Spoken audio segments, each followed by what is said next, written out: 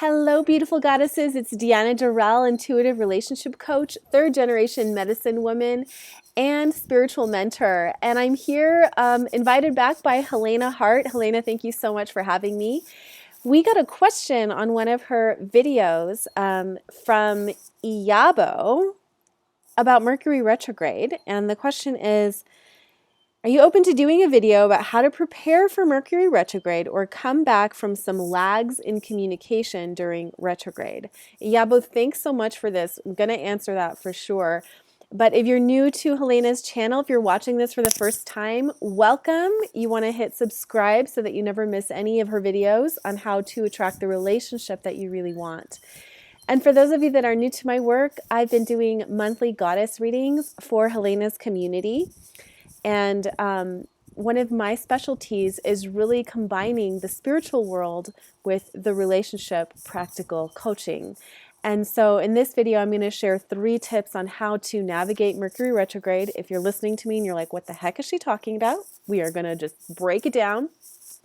And by the end of it, I hope that this video brings you some peace and some empowerment so that you see this time is actually really great for your potential instead of being afraid of it, which is what the mass astrology articles will say about this time.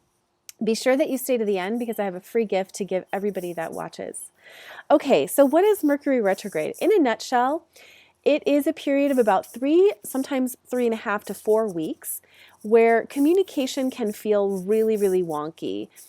Without getting too astrology nerd on you, the planet Mercury rules communication and travel and innovation. And during a retrograde, which happens a couple of times a year, we're in it right now, the planet appears to be moving backwards. So there are slowdowns, seeming breakdowns. And when it comes to relationship communication, things can get taken out of context. You say something and somebody takes it completely the wrong way and like blows up in your face. Or the opposite. There's nothing that's being said, but there's this undercurrent of discomfort or truth that's not being voiced.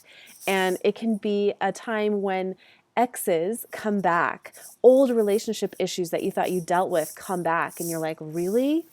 Should I get back together with them? Should I do more work on myself? And it can be a very confusing time. But let me say this. It can also be a healing time. Go back to the 3 R's, people, okay? Review, revisit, and release. If you stick with those 3 things, you are going to just come out of this period feeling exponentially more at peace with yourself. Let's say it again. Review, revisit, and release. So when does the period begin and end? So it started on March 5th and it goes until March 27th. But there is what's known as a shadow period on each side. So if you were at all sensitive and in tune, you probably felt it a few days before March 5th. And you may feel slowdowns through the end of this month. So what can you do? The first is review what has already unfolded. We're about halfway through it. We're in the thick of it right now. Be an observer of your thoughts, of your feelings, of your desires, and also, more importantly, when it comes to communication, your triggers. What did somebody say that triggers you? What was the wound or the unmet need that got triggered? Because that is an indication of what you're not giving yourself that you might need to. For example, let's say somebody makes an offhand comment about how you're just habitually flaky. And you start, kind of getting defensive and getting angry at them, or worse, just say nothing and then pull all that pain inside of you, right?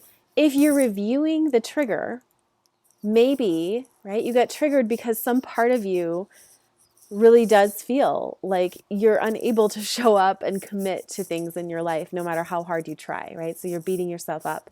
So what you can do in that instance, instead of beating yourself up, is say, you know what? What would actually help me to feel safe, right? To be the person that's always on time. And maybe it's getting there half an hour early. Maybe it's bringing something, along so that you have something to do if you get there 2 minutes early, right? So it's really about looking at what is the gift, what is the lesson that this person's, triggering comment has offered me to be the best version of myself, to be the goddess that I really am. And during this time, what does not work for you becomes unavoidable. It's like right here in your face. It can be very uncomfortable, but we've got to face it. And during a retrograde, you have the opportunity to not only face it, but love the part of you that's scared, to let it go. And you get to reconnect to what's really important to you. So write down the things that are triggering you and see if you can reframe them. Tip number 2 is about revisiting relationship conversations. So maybe you said something, maybe they said something, maybe nothing got said and needs to. Revisit what you want. So what is the outcome that you want to see in a relationship, and how can you take your ego out of it? And I know this is easy for me to say, right? Easy for us to say and harder to do. But if you take your ego out of it and look at it just soul to soul, person to person, what is it that's going to bring us to our next level? Maybe it's to take the next step. Maybe it's to let each other go. Maybe it's somewhere in the middle. Maybe we haven't been appreciating each other, right? Because we haven't been appreciating ourselves. It always goes back to us. What we get triggered in another person is what we need to heal within ourselves. So it's time to renegotiate. And this goes for all kinds of relationships, not just love relationships. You might get an offer come across your table in your career or among friends, an invitation that previously you said no to, but for some reason now it's feeling right? And there may be a part of your brain that's saying, well, I already said no and I have to stick to it. No, you can change your mind during a retrograde. You can change your mind anytime, as long as it's coming from a place of truth. Woo! And I'm here in Arizona and it's super windy and sunny, right? The wind is the Mercury Retrograde, is the mind. Our minds can go all over the place. And the sun is like, but yes, but what do you desire? Come inside to your heart. Everything that we need is right there.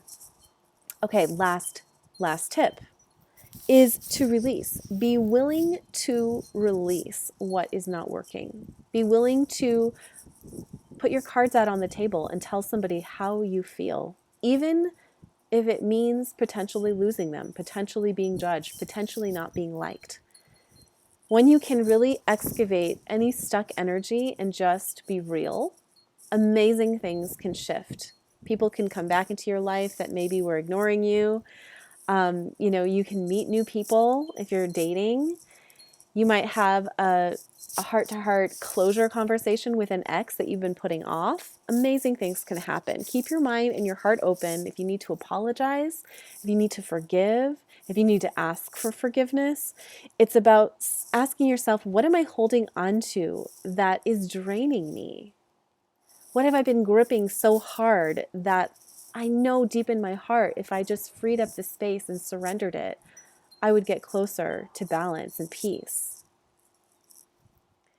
Oftentimes I get asked during this time, do I need to get back with my ex if they contact me or if I start dreaming about them? Not necessarily. It may simply be showing you, again, that part of you that either has healed or needs to heal.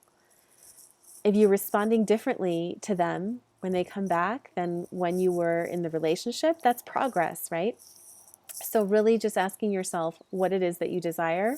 Who do you want to be? Who do you want to become? And is this particular situation aligned with that? All right, for those of you that want more, I have a free gift, 7 goddess tips to up your confidence right now. The number one thing I see in my practice around relationships is, as women, we're so used to giving to other people. We're so used to putting ourselves in a mold of what we think a man wants that we forget about what makes us tick, right? And that's your inner confidence. And that's something that is really hard to find if you've been living your life kind of on the defense. So these are tips that you can keep in your purse, snap a picture of the PDF and keep it on your iPhone in those moments when you're feeling insecure. The link to get that is in the first comment. And I also want to throw in a link to my blog, 4 steps to have an uncomfortable but necessary conversation with anyone, because I'm just intuitively feeling like some of you may really, really benefit from that. So both of those links are in the first comment. Thank you, Helena, so much for bringing me on. And I hope that you all have a wonderful rest of your retrograde. Remember, enjoy, slow down, triple check everything, including technology, travel schedules. Never assume what people meant. Ask lots of questions, and this can be a very transformative time. All right, thanks so much for watching, and I'll see you guys soon.